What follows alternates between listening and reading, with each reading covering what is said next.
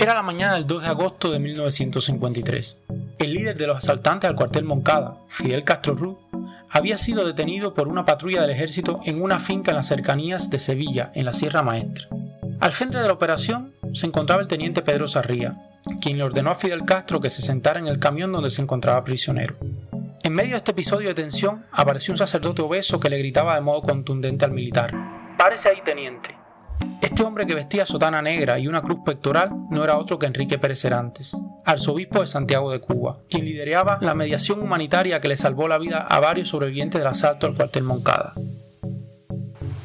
Vamos a montarnos en la máquina del tiempo para viajar a la ciudad de Santiago de Cuba de la década del 50 y el 60 del pasado siglo. Hola, sean todos bienvenidos y bienvenidas a un toque de historia. Si quieres conocer los agitados sucesos que marcaron el obispado de Enrique Pérez Serantes, la mediación social y su posterior crítica al proceso de autocratización comunista liderado por Fidel Castro, escuchen hasta el final y se sorprenderán con más de un dato del que quizás no teníamos ni idea. Un podcast para reaprender lo que nos contaron sobre Cuba. Detalles no contados. Crónicas de la época. Debates históricos sin medias tintas. Para conocer la patria oculta. Esto es Un Toque de Historia. Pero, ¿quién fue Enrique Pérez Serantes? Nacido en Tuy, Galicia, el 29 de noviembre de 1883, fue el primogénito de la familia compuesta por Agustín Pérez Viso y Regina Serantes Cid. Acorde a la tradición familiar de la época, en una España profundamente rural y católica, sus padres lo envían a estudiar en el Seminario San Fernando, en la ciudad gallega de Orense. Pero la vida de este joven se complica en 1901, cuando con solo 18 años tiene que cumplir el servicio militar. Ante la ausencia de dinero en su familia para poder pagar, decide huir a Cuba. Al llegar a La Habana consigue trabajo como ayudante en el famoso observatorio meteorológico que los padres jesuitas tenían en su famoso colegio de Belén.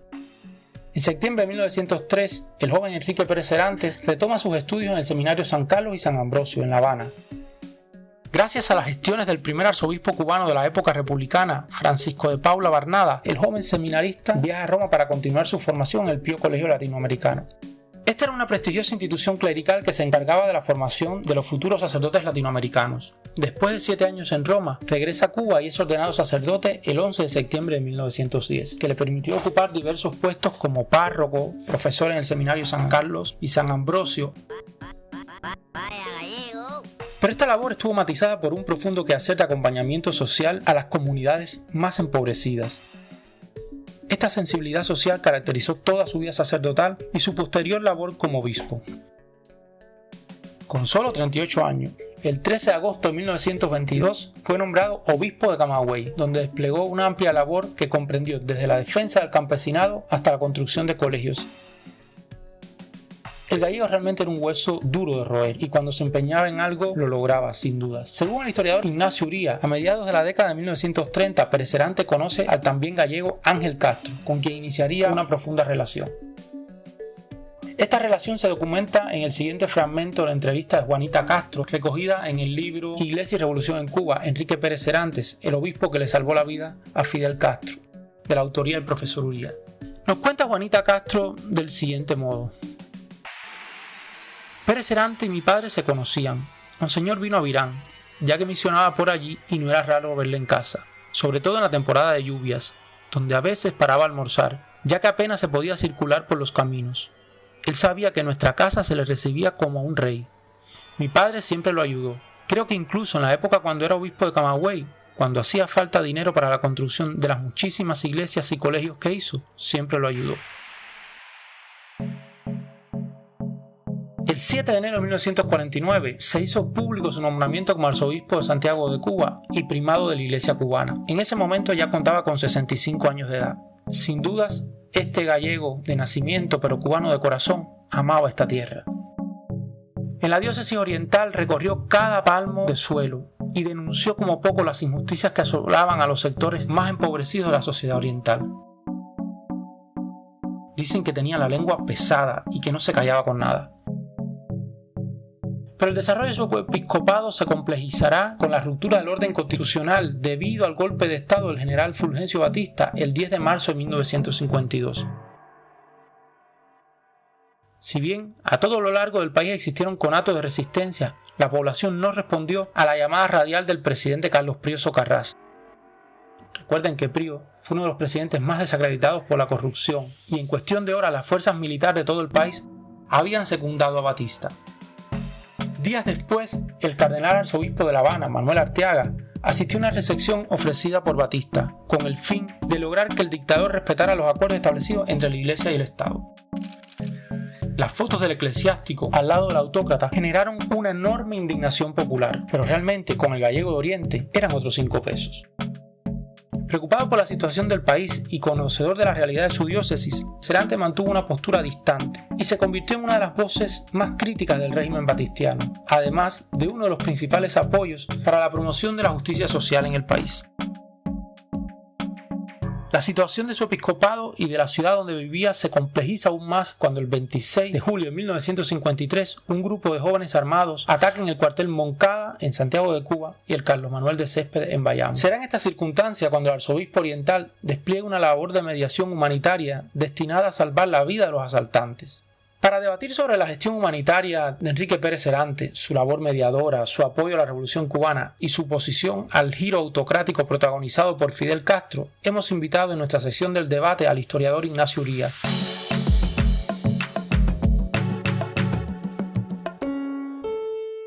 Hola queridos amigos de Un Toque de Historia, es un gusto recibir hoy en la sección de la entrevista al doctor Ignacio Uría, quien es profesor en la Universidad de Alcalá de Henares, profesor de Historia Contemporánea, y quien ha investigado en profundidad la vida de Enrique Pérez Cerante, publicando su biografía Iglesia y Revolución en Cuba, Enrique Pérez Cerante, el obispo que le salvó la vida a Fidel Castro. El libro de Nacho ha sido Premio Internacional del Ateneo Jovellanos de Investigación Histórica en el 2010 y realmente es una aproximación que recomiendo a todos nuestros escuchas que lean con detenimiento porque lo van a disfrutar con los sucesos que marcaron su vida y en particular su largo episcopado en Cuba. Nacho, sin más agradecerte que estés con nosotros y yo quisiera entonces comenzar con la primera pregunta. ¿Cómo se desarrolló la mediación de Pérez Cervantes después del 26 de julio?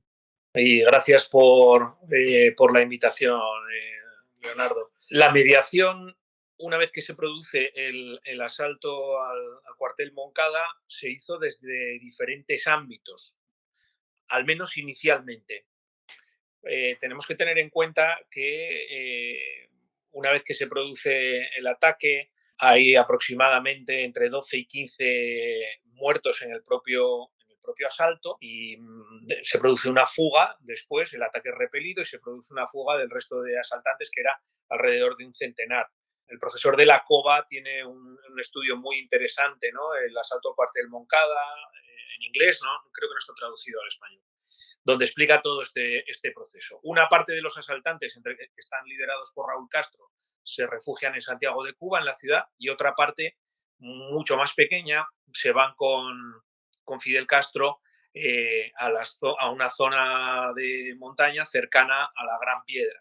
Desde el momento en el que se sabe, ¿no?, la trascendencia del ataque, la dureza del ataque, y teniendo en cuenta que Santiago de Cuba se encontraba en carnavales ese 26 de julio, porque la víspera, el día 25, es el patrón de la ciudad, Santiago Apóstol, la ciudad estaba llena de gente, también se quería aprovechar esa confusión, ese ambiente de fiesta que haría pasar desapercibidos con más facilidad a los atacantes.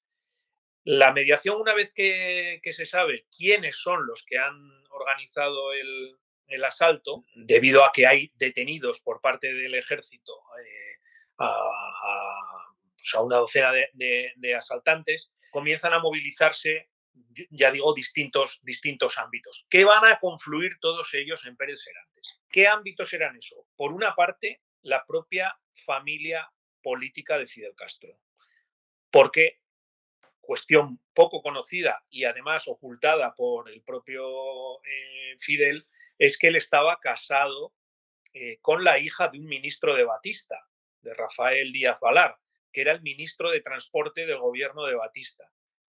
Además, un cuñado de Fidel Castro, con el que tenía una estrecha relación personal, tan estrecha que los matrimonios, cuando se casaron, fueron de viaje de novios a Estados Unidos, que se llamaba igual que su padre, Rafael Díaz Valar, era un parlamentario que estaba en La Habana y que también tenía un acceso directo a Batista.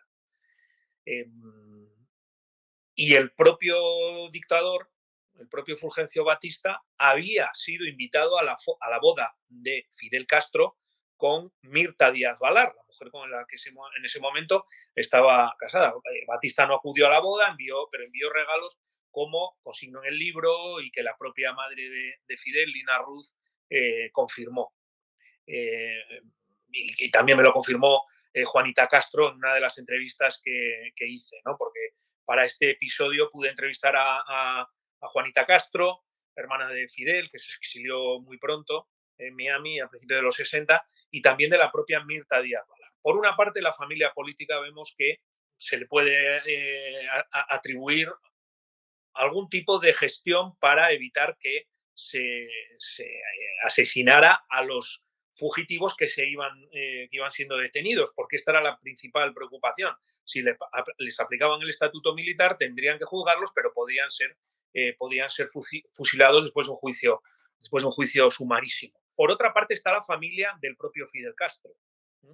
La familia del propio Fidel Castro, cuyo padre, bueno, es conocido, era un emigrante español, que había luchado en la guerra de 1895 con el ejército peninsular, antiamericano, ¿no? Que vuelve a España una vez que España pierde la guerra y que retorna a Cuba teniendo un éxito, ¿no? en su vida profesional y perteneciendo a la burguesía rural, ¿no? De la zona de Banes, de donde también era Batista y de donde también eran los Díaz Valar. El padre de Fidel Castro, que es una persona anciana, ya es mayor, no participa directamente en las peticiones de auxilio que se hacen, sobre todo por parte de la madre de Fidel, de Lina Ruz, y de Mirta Díaz Valar, con lo que se llamaban las fuerzas vivas en Santiago de Cuba. Es decir, el rector de la Universidad de Oriente, que era Felipe Salcines, el presidente del Tribunal Superior de Justicia, el venerable maestro, ¿no? masón de la logia más importante de Santiago, también participa. Es decir, alrededor de los asaltantes se empiezan a hacer gestiones diversas. ¿Por qué? Bueno, por parte católica, y aquí es donde entra Pérez Serantes, se debe a que Fidel Castro pertenecía a la burguesía cubana, había sido educado en los jesuitas, su padre era una persona adinerada, estaba casado con la hija de un ministro de Batista, en fin, todos los que participan de esa clase alta cubana están intentando salvarle la vida a uno de los suyos. ¿De acuerdo? Aquí no hay comunismo por ninguna parte, ni desde el punto de vista teórico, ni de participación de comunistas en el asalto. Todo termina confluyendo en Pérez Serantes por la amistad que Pérez Serantes, que era gallego también, tenía con el padre de Castro. De hecho, Juanita Castro me contaba, cuando le hice la entrevista en 2010, cómo las únicas veces que ella oía a su padre hablar en gallego era con Pérez Serantes. ¿De acuerdo? Uno era de Orense, de la provincia de Orense, otro de Lugo, que son provincias limítrofes. Y todos ellos inician una serie de gestiones. ¿Con quién? Con los militares, sobre todo con el Río Chaviano, que está al frente del acuartelamiento del Moncada, para conseguir, ¿no? que si los detienen, no los maten. El problema es que los militares no los encontraban, con lo cual se abre la posibilidad de que, después de haberlo intentado por diferentes medios, incluso un avión estuvo recorriendo la zona cercana a la Gran Piedra con altavoces, ¿no? Indicando que se podían entregar sin miedo, que no los iban a matar.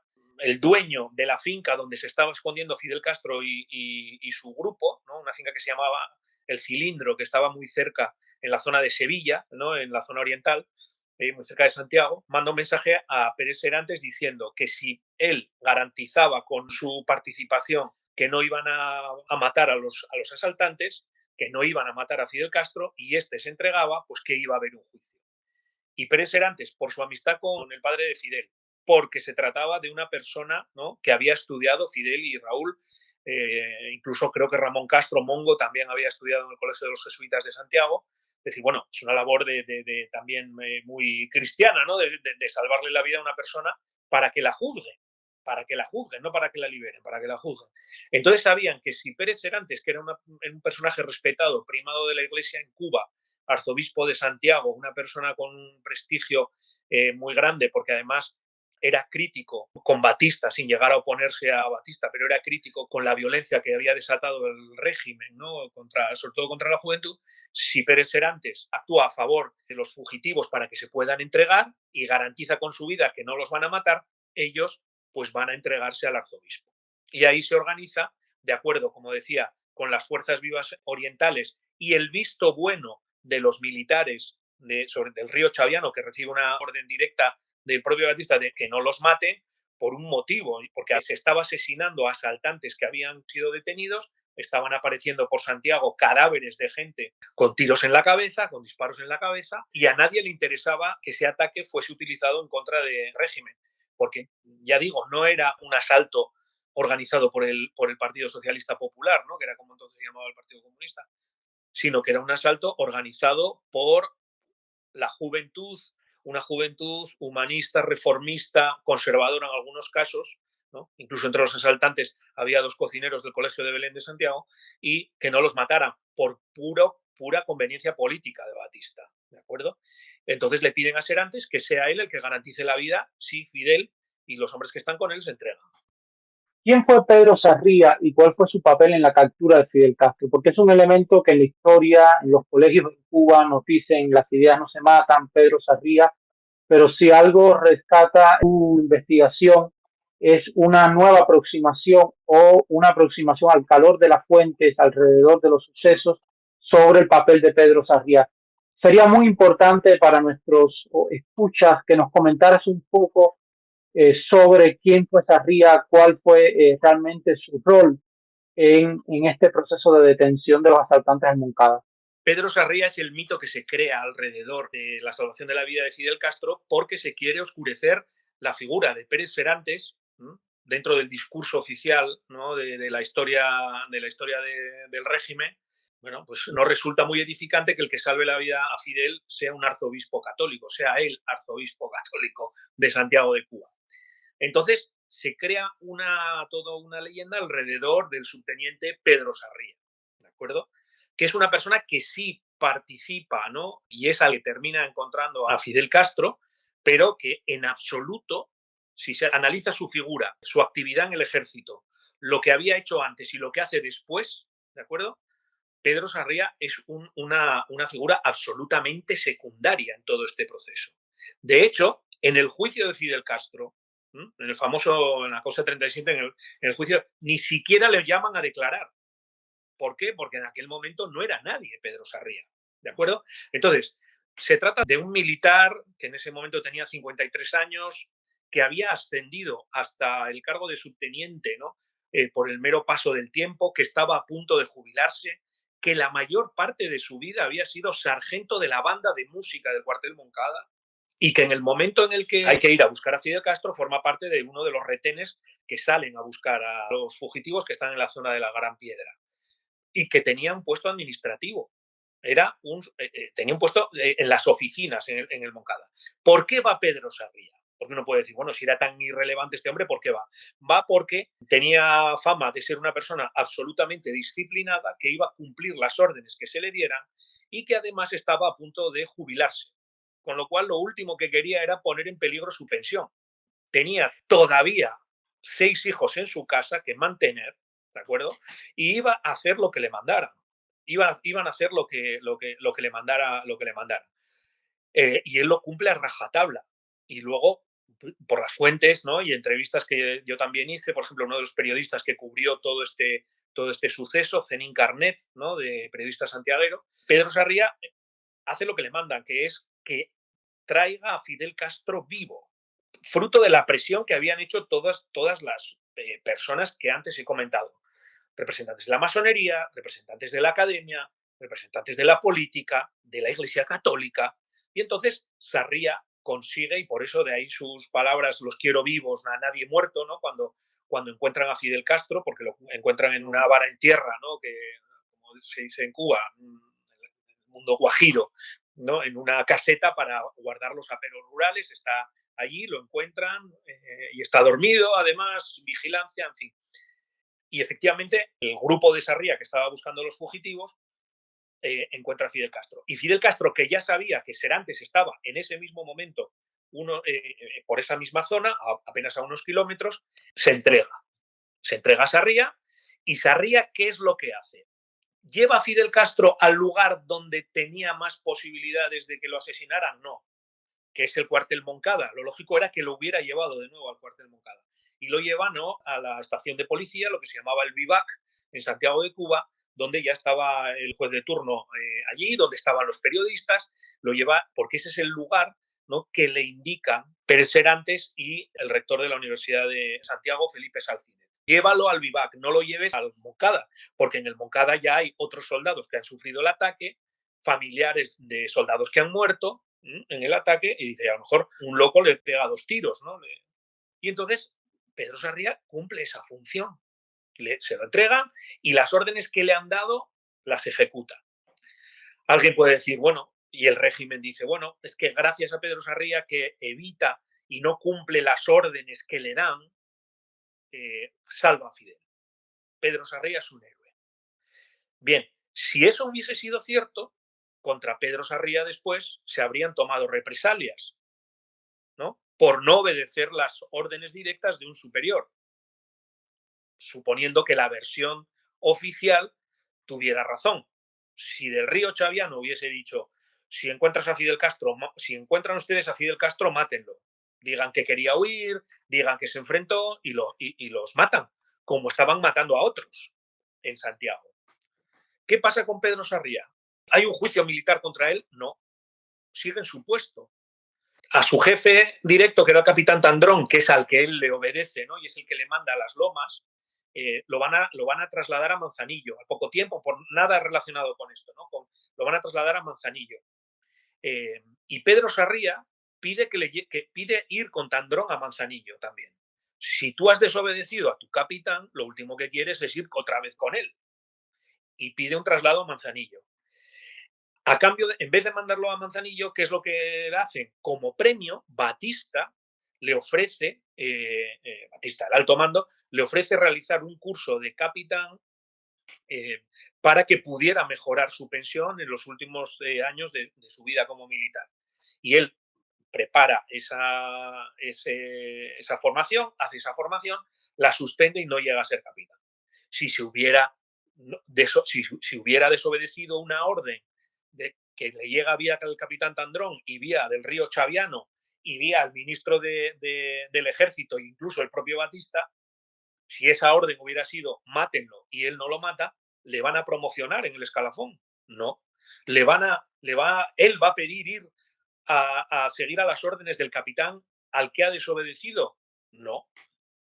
Pero es que al propio Sarria, como al resto de soldados que estaban en el Moncada, el 2 de agosto, Batista, que va a Santiago de Cuba, cuando ya se ha decretado el estado de guerra en la provincia oriental, lo condecoran. Se va a condecorar a una persona que ha actuado al margen de órdenes directas en el ejército, en una dictadura como la de Batista. Pues lo normal era que o lo hubieran matado también a él o le hubieran incoado un procedimiento judicial para licenciarlo con deshonor y no cobrar su pensión. O sea, Sarria en esta historia tiene un papel minúsculo. Y termino yendo al principio de mi respuesta. Cuando se está juzgando a Fidel Castro, a Sarria ni se le llama a declarar. ¿Por qué? Porque no tiene ninguna relevancia lo que hizo. Cumple órdenes y se acabó el tema, vamos. Es que además, Ignacio, tú en tu libro dejas ver muy bien que el día antes, cuando es detenido Juan Almeida Bosque, se entrega a Pérez Serantes y se abraza llorando como un niño al arzobispo, pidiendo que no lo maten, O sea, y en el momento inclusive cuando se detiene a Fidel Castro, Pérez Serantes llega y le dice, deténgase, teniente, porque hay un momento como que él se para, al comienzo del podcast, que escuchamos y que es Pérez Serantes, porque además Pérez Serantes en buen cubano era un hombre que impresionaba, o sea, un señor grueso, ya mayor de 70 años, con todo el respeto que había en Cuba a la autoridad del adulto mayor, arzobispo, que te llega con cruz pectoral, con solideo, en el medio de la Sierra Maestra, en pleno mes de agosto, con un calor insoportable, a pesar de estar en la sierra, hace calor. Entonces, ver a un hombre que además desde el primer momento se va para la Sierra Maestra con Enrique Canto, realmente es impresionante. Es impresionante Sí, sí. para No, cualquier militar, más los mandos castrenses, que de por sí son sumamente respetuosos de la autoridad clerical. Físicamente era una persona que imponía. De hecho, cuando él se va a estudiar a Roma, desde Cuba, allí le apodan con el sobrenombre del Coloso, porque medía más de 1,80 m, que para la época era una persona de una talla alta. Y de hecho es que el propio Pérez Serantes no es que digas, no, va a buscarlos y está en el jeep con... No, no, es que se baja, camina. Cuando se produce la entrega del grupo de Juan Almeida, que hay una balacera entre unos y otros, él se baja y se interpone entre unos y otros porque sabe que el único que puede pararlo es él arriesgando su vida, y lo hace. Y lo dice, bueno, luego Pérez Serantes le preguntan, porque tal es su relevancia, Leo, que es portada de Bohemia en los días siguientes. Es la portada de la revista Bohemia como protagonista de la salvación de Castro. O sea, no aparece Sarria, aparece Pérez Serantes, que se ha jugado la vida y que dice, dejen de disparar, alto el fuego, ¿no? Y, como bien dices, Juan Almeida se abraza a sus piernas y le dice, padre cura, sálvenos. Cosa que tampoco en una persona de muchísimo carácter, como era Serantes, que ya en un ras de mar, en un maremoto, diríamos hoy, ¿no?, que hubo en Santa Cruz del Sur en los finales de los años 10, principios de los 20, su actuación también en primera línea, salvando a gente, le dio la nacionalidad cubana. Pérez Serantes tenía la nacionalidad cubana a petición popular después del ras de mar de Santa Cruz del Sur. Y de hecho, el día del asalto a Cuartel Moncada, el 26 de julio de 1953, él está misionando en la zona de Manatí, en la costa norte, y vuelve para Santiago de Cuba cuando se sabe, ¿no?, de los disturbios que se han producido. Él no estaba en Santiago, él era un hombre que se movía por toda su diócesis, entonces solo había 6 diócesis, como había 6 provincias. Santiago era metropolitana, era el arzobispado, pero la provincia de Oriente era enorme. Era una provincia que tenía prácticamente un tercio de la extensión de Cuba.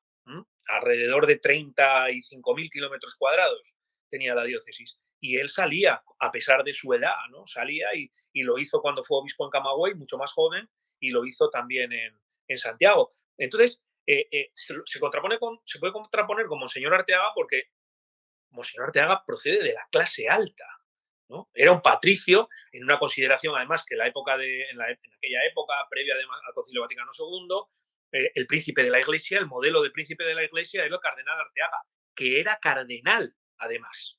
No solo era el arzobispo de La Habana, era cardenal de Cuba. ¿Y qué ocurre? Arteaga tiene que tener una posición diferente porque está en la capital del país, donde está la política, y porque él, cuando Batista da el golpe de Estado el año anterior, en el 52, le escribe felicitándolo porque va a volver el orden al país, va a acabar, ¿no?, el desgobierno que está sufriendo Cuba, y eso hace que, bueno, pues para mucha gente sea una persona desagradable.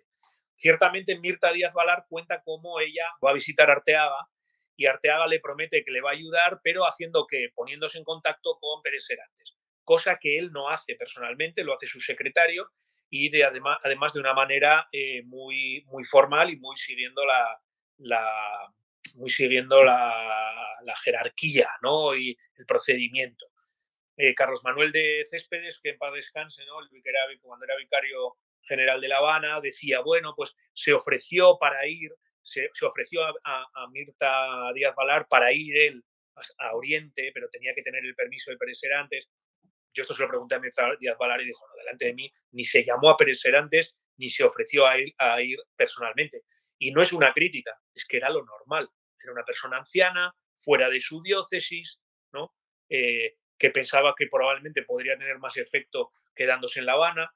pero que no se involucró en absoluto. De hecho, en las publicaciones periódicas posteriores y en la propia correspondencia de Arteaga o en la de Pérez Serantes no hay cartas para Arteaga de felicitación. E incluso gente que consigue salir de Santiago de los asaltantes y se van para La Habana y se esconden en La Habana, le piden protección a Pérez Serantes estando en Santiago para que los acojan en algunas parroquias y los oculten. O sea, no se lo piden a Arteaga, ¿no? ¿Por qué? Pues porque esa juventud no se fiaba de él. Es que Arteaga es un hombre realmente, como tú dices, un príncipe de la iglesia, y es un hombre más hacia lo litúrgico, hacia ciertos rasgos eclesiales que Pérez Serantes, que es un hombre en lo social. Y hay que resaltar que en lugar de mantener el silencio, es un hombre que se va, si se puede decir, no me gusta usar el término, en este caso se va radicalizando socialmente. O sea, cada vez sus críticas al régimen baticiano, a medida que aumentan la violencia, son más agudas, más frontales, y se llega a convertir en una de las grandes voces disidentes al final de la década de los 50 contra el régimen baticiano. En esas circunstancias termina la guerra de guerrillas en la Sierra Maestra, llega la clase revolucionaria al poder y aquí vemos entonces el mismo Pérez Serantes que critica los atropellos de Batista, es el mismo Pérez Serantes que en un momento se adhiere porque piensa que la revolución va a ser un proyecto de justicia social, que va a redistribuir la riqueza, muchas de las cosas que él piensa, sobre todo porque es un hombre que viene, como dijimos anteriormente, de ese mundo del catolicismo social, pero cuando comienzan los fusilamientos, cuando comienza el giro hacia el estalinismo soviético, cuando empiezan la crítica contra el disenso, vemos un Pérez Serantes que vuelve a alzar su voz y que vuelve a convertirse en una de las mayores voces críticas dentro de Cuba. Entonces, sí. Nacho, en este sentido va mi última, Ignacio, en este sentido va mi última pregunta. ¿Cómo fue la relación entre Pérez Serantes y el poder político después de 1959? Sobre todo después que hay ese giro crítico con los procederes autocráticos de Fidel Castro. La relación comienza de una manera magnífica. De hecho, hay una pastoral en la que califica a Fidel como un hombre de dotes excepcionales. Su confianza en que realmente cumpliera con las promesas, reinstaurar la Constitución Socialdemócrata de 1940, reforma agraria justa, ¿no? Y con indemnización de los propietarios, elecciones libres. Su confianza en eso es grande. Y el propio Fidel Castro quiere aprovechar, ¿no?, ese respaldo social de Pérez Serantes y envía a su hermano Raúl Castro a que le recoja en Santiago de Cuba el día 1 de enero de 1959 para permanecer, para acompañarle en su alocución al país. Pide que esté con él y que esté con otros comandantes como Uber Matos, como el propio Raúl, ¿no? Porque es una persona a la que se le reconoce su apoyo. El 59 es un año de transición donde el movimiento 26 de julio tiene que asentarse en el poder, donde el Partido Comunista, que en el año 53 había dicho que el intento de asalto al cuartel Moncada había sido una aventura de burgueses, de burguesitos. Y entonces, bueno, mandan un automóvil en el que está Raúl Castro para recoger a Pérez Serantes en el arzobispado de Santiago de Cuba y llevarlo al ayuntamiento, que es desde el balcón del ayuntamiento es donde Fidel va a dar su alocución, ¿no?, al país desde esa capital, nueva capital, durante unos días, que será Santiago. Todo esto nos demuestra la cercanía que había entre ambos y el reconocimiento a la ayuda que le había dado en 1953, salvándole la vida. Y de hecho, frente por frente al Ayuntamiento de Santiago está la catedral. Pérez Serantes manda a abrir las puertas de la catedral y saca la custodia para que en ese discurso de Fidel tenga delante la custodia con el cuerpo de Cristo, con la hostia consagrada. Bien, 1959 va a ser un año de transición donde la Iglesia va a hacer una demostración de fuerza en el Congreso Eucarístico Nacional, ¿no?, en el que participará también, asistirán en un determinado momento ministros de Fidel, ¿no?, y los ministros más del ala liberal y conservador, pero a partir de las nacionalizaciones de los colegios, del cambio de la ley educativa, de la visita que realiza Anastas Mikoyan, ministro de Asuntos Exteriores de la Unión Soviética, a Cuba, se va viendo cómo hay un progresivo deslizamiento hacia el comunismo y comienzan las famosísimas pastorales de Pérez Serantes en aquel momento, o Roma o Moscú, por ejemplo, es una de las más, conocidas, donde son aldabonazos que da mientras es posible para él denunciar el giro de una revolución en la que han participado tantos católicos. Porque tengamos en cuenta que en el movimiento 26 de julio, en Las Lomas, a partir del año 56, hay capellanes católicos con permiso de Pérez Serantes para atender a esos combatientes, a esos guerrilleros que quieren poder asistir a la misa, poder confesarse antes de entrar en combate, ¿no? Y ser atendidos espiritualmente. Y llega a haber hasta 3 capellanes en Las Lomas, ¿no? Que no combaten, pero están haciendo una labor pastoral, una labor espiritual.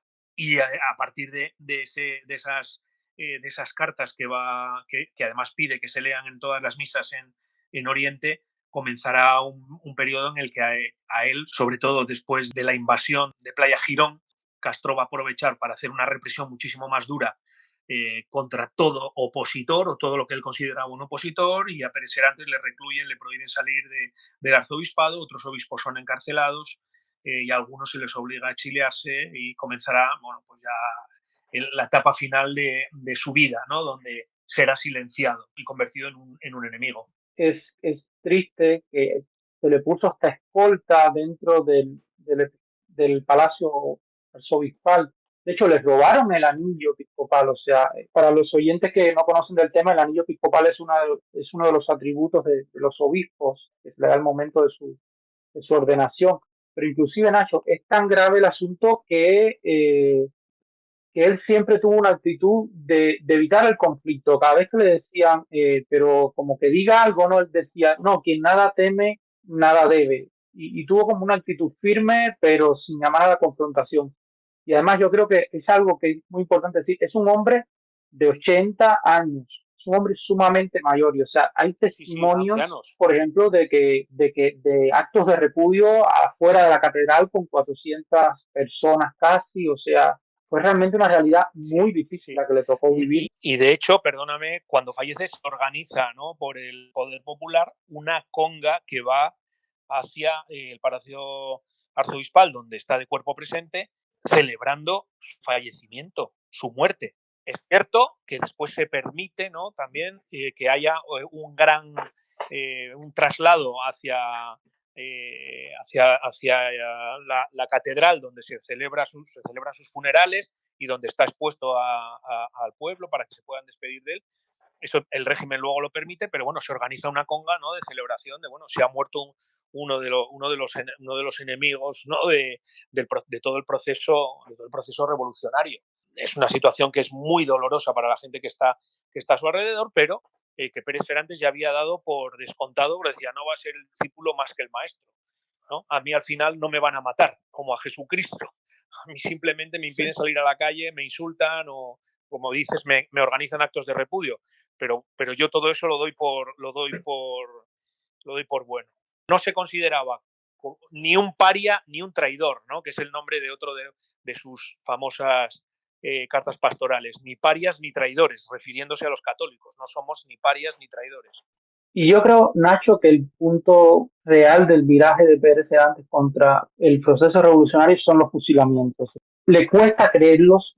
Hay momentos que él trata de ser escéptico porque le cuesta creerlo, pero una vez que ha constatado, y de hecho no por detenerlos como había podido detenerlos de los moncadistas, además. La pena de muerte estaba admitida en la gran mayoría de los ordenamientos jurídicos, al menos en Occidente. Es cierto que no hay garantías procesales para muchos de los fusilados, sobre todo en los primeros días, ¿no? Labor que dirige Guevara y que él mismo llega después a reconocer en la ONU. De esos fusilamientos, pues había casos de connotados torturadores, ¿no?, de batistianos y de personas que habían ejercido una represión y una brutalidad tremenda, con lo cual son tolerados y hasta en cierto punto no justificados, pero sí diciendo, bueno, es que entiendo, ¿no?, entiendo que es que esto se esté produciendo. No lo justificó, no lo pidió, pero tampoco tuvo desde el primer momento una oposición frontal. ¿Qué sucede? Que es que como eso se va a generalizar, y empiezan ya a fusilar de manera indiscriminada incluso a gente que estaba en la policía batistiana por no haber actuado en contra de sus superiores y haber evitado las torturas y no haber denunciado las torturas y los asesinatos de personas que, bueno, pues que tendrían que haberse manifestado contra una burocracia y contra una maquinaria de muerte que probablemente les hubiera ocasionado la muerte a ellos mismos. Y él ante eso ya llega un momento que dice, bueno, aquí se están traspasando todos los límites de la humanidad, porque no se está intentando hacer justicia, lo que se está intentando es una limpieza política. Y esto es inadmisible, ¿no? Esto es inadmisible cuando además ha habido decenas de católicos muertos, ¿no? Tanto en las lomas como en el llano, ¿no? En los grupos, sobre todo en Oriente, ¿no? Con Fran País, de los que luchaban con Fran País. Pero llega un momento que decir, es que la sociedad cubana lo que necesita es reconciliación. Lo que no podemos hacer es abrir otra brecha, ¿no? Haciendo justicia, ¿no? En aquellos famosos tribunales populares que eran presentados por televisión. Entonces, para él al final de todo es un gran dolor, porque se junta con la expulsión de sacerdotes, con el exilio de católicos que estaban en los grupos laicales, que estaban, como decía antes, en Acción Católica o en la Juventud Obrera Católica o en la Hermandad Católica, y ve cómo se desmorona la Iglesia, y cómo los más comprometidos, los laicos, las familias que tenían a sus hijos en los colegios de la clase alta, pues también por defender a sus familias abandonan el país, que es lo que se está produciendo también ahora, que la gente con mayor preparación y con mayor capacidad sale del país, y hay un exilio, en aquel momento claramente un exilio político, ahora pues un exilio también político y económico, ambos.